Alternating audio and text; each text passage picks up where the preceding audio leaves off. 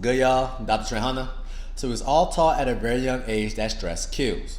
And we was also taught that we're supposed to keep our stress levels down to a minimum.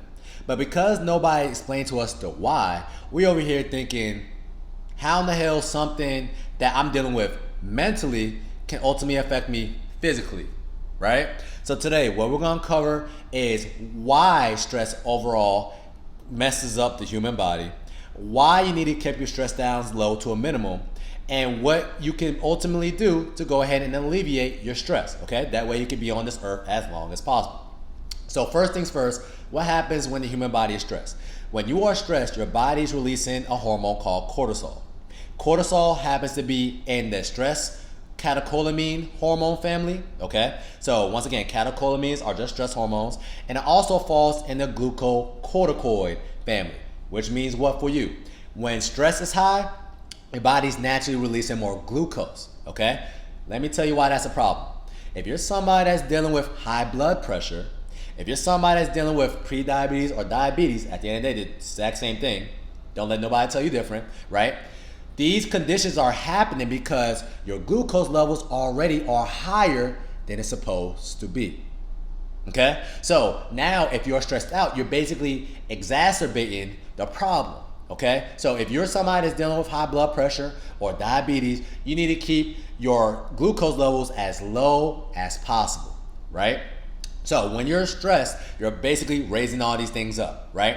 That's why when you hear all your life that, oh, when you're stressed out, your adrenaline's up. But the whole purpose of stress or these cortisol hormones to be elicited is when you have to get out of a crunchy situation, such as you're about to get in a fight, right? And now your body's releasing more glucose, so you can go ahead and ultimately, hopefully, win the fight, right? Or if a bear chasing you, you want to make sure you're able to move as fast as possible. In order for your body to do this, it needs more glucose into the system, okay? So that's why your blood pressure rises, right? And that's why your glucose level rises when you are stressed out.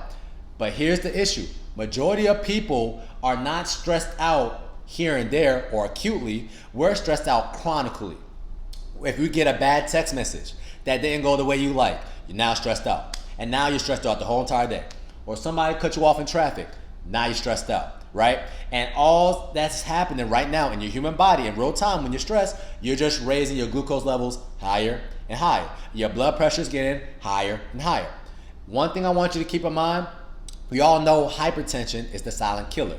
When people die from type 2 diabetes complications, they're not dying from diabetes. It's not because you just had too much sugar in your system. You're dying from cardiovascular disease. You're having heart failure, you're having atherosclerosis, something of that nature, okay? But all of these things stem from glucose levels being too high in your bloodstream. And this happened because of what? Cortisol. So already you see exactly why this can cause an adverse effect if you're somebody that's dealing with metabolic syndrome or insulin resistance, okay? But two, if you're stressed out, what's happening is your body's creating this glucose from where? It's not coming from the clear blue sky, right? It's coming from muscle.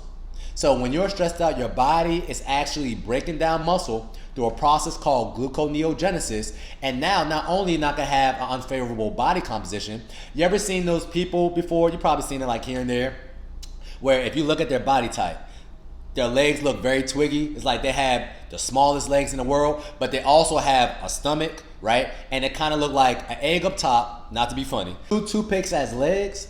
9 times out of 10, this is someone that's dealing with Cushing's syndrome. And Cushing's syndrome would mean somebody's not acutely stressed. It's not happening here and there. They're chronically stressed to the point that their body literally stripped and broke down the main biggest muscle groups of their body, which is the gluteus maximus or your ass or your quadriceps, right? That's why their legs is very small, but it seems like they have a big stomach or a lot of fat here. And that's because when you have too much insulin in this body, too much glucose in your body's gonna break this down, this muscle, and make it fat. And it's gonna store the fat in your visceral area, okay? Or your greater omentum. You know what that is? Your stomach.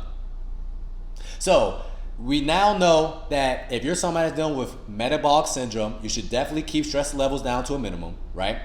Also, we know that if you're overly stressed, it's gonna basically change your body composition literally.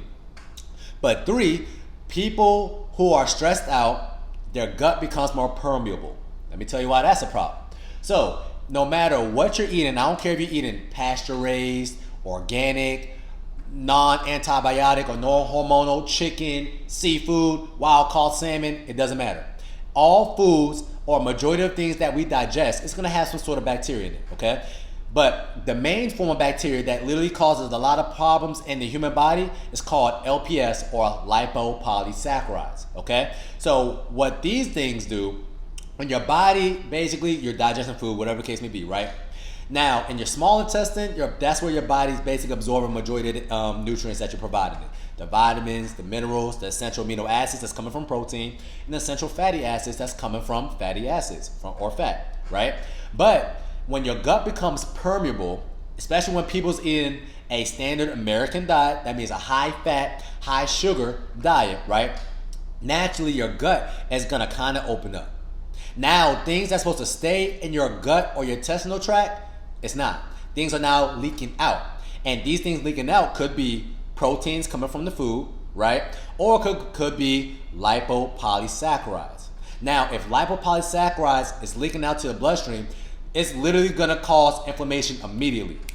The body hates lipopolysaccharides, okay? And ironically, 80% of your immune system is hosted at your gut. Why? Because majority of the invaders that could possibly come is gonna come from your gut if your gut becomes permeable, right? But because this LPS might be leaking out to your bloodstream, your body's gonna look at this as an invader. It's gonna go ahead and eliminate it, and now we're gonna create antibodies to fight against it. So if we ever see this thing again, we're gonna make sure we're ready. And now every single time we see it, we're gonna kill it off immediately. We're not even gonna think twice, right? So if you're somebody who, for some odd reason, you was able to eat strawberries or blueberries or a food that you love, right? And you was able to eat it all your life, but now for some odd reason, you cannot eat it. For some odd reason, you feel like you have a sensitivity or you're allergic to it now. 9 times out of 10, it's because your gut became permeable. Maybe that strawberry, in this instance, leaked out to your bloodstream, and now your body created antibodies against it. So go ahead and take an antibody test. You might realize, or a food sensitivity test, you might realize, damn, this is something I've been eating all my life. Now I'm allergic to strawberries. That's because your gut became permeable due to either stress or other factors could come into play. Okay? But not only stress can affect, now you know, the body composition and your overall well-being when it comes to your immune system. When LPS is in your bloodstream, it can affect your brain. Which means what? People who has more LPS in their bloodstream have more chances to become depressed, because it can literally affect your brain. The same things happening in your gut, it can affect your brain and your pericytes, and it's gonna basically cause inflammation in your microglia. That's basically your immune system in your brain or in your head sector, okay? Now, also, it can literally cause insulin resistance in your muscles, which means what? Your muscles is your biggest glucose sink in your human body. Your muscles are able to pull glucose out the bloodstream. That is the whole purpose of your muscles. That's why people who got bigger muscles are able to eat more carbs. Carbs is just glucose when it's all said and done. So the more muscles you have, the more carbs you can have. Simple.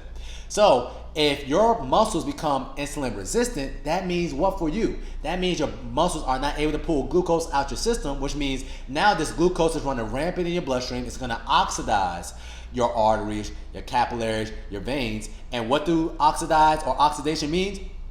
Think of rusting. When something is rusted, it cannot work as efficiently. So when it's oxidized, it's causing more damage to your bloodstream. And once again, that's why when somebody's type 2 diabetic, they don't die from type 2 diabetes.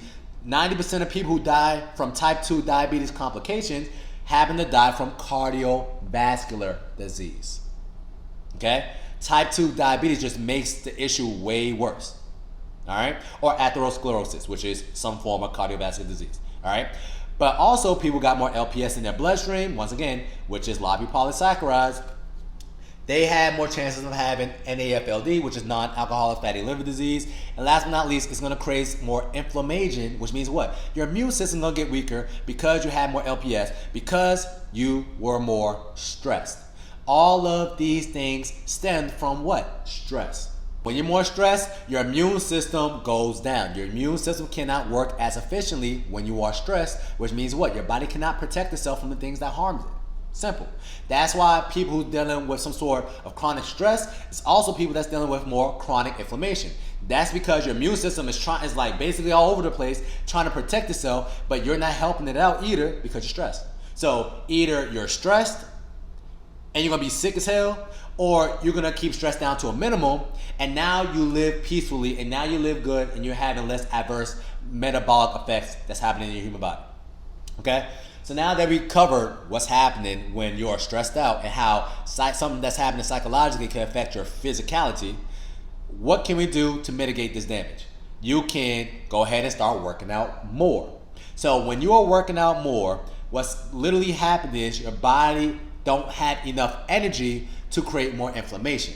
So statistics and research and studies show that people who work out more literally has less opportunities to be stressed.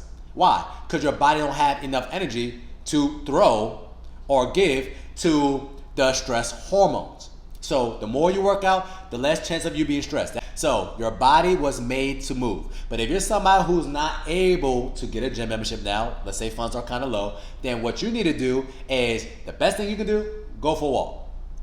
Outside, not on a treadmill, outside. Now your body's receiving vitamin D. A lot of Americans have low vitamin D levels, which means what? More inflammation is gonna be prevalent if you don't have as much vitamin D, because vitamin D is an anti-inflammatory, right? But also because you're walking outside, your body literally is going to be able to create more melatonin, which means what? You'll be able to sleep longer and better quality of sleep. And also you're lowering your glucose levels, and you're also lowering your blood sugar levels, and you're also lowering your blood pressure levels. Why? Because your body's producing a little bit more nitric oxide that's coming in from the sun. So if you don't have the time to go to the gym, you do have the time to go for a 30-minute walk at least once a day. That's it, okay? Last thing you do to help alleviate or mitigate stress is some yoga, some meditation, right? Do some spiritual work, right? Or do not bring work to home. So a lot of people is doing a 9 to 5 or 8 to 4, or you're working remotely, right? But then you say, oh, you know what? I can finish this project, and now you're finishing this project, and they're not paying you at the 5 o'clock, but now you're still working until 8 o'clock. When work is over, stop work.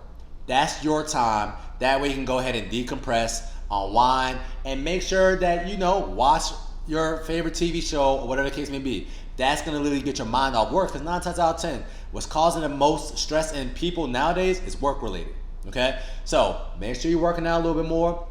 Make sure you get an adequate amount of sleep. That is a big thing, by the way. You need sleep to go ahead and lower stress levels. Last but not least, make sure you do some sort of spiritual work, some meditation, something of that nature. That way you can go ahead and unwind and decompress, okay? Hopefully y'all learned something today. And that's your reset tip of the day. It's going to help you stay snatched all the time, during the summertime.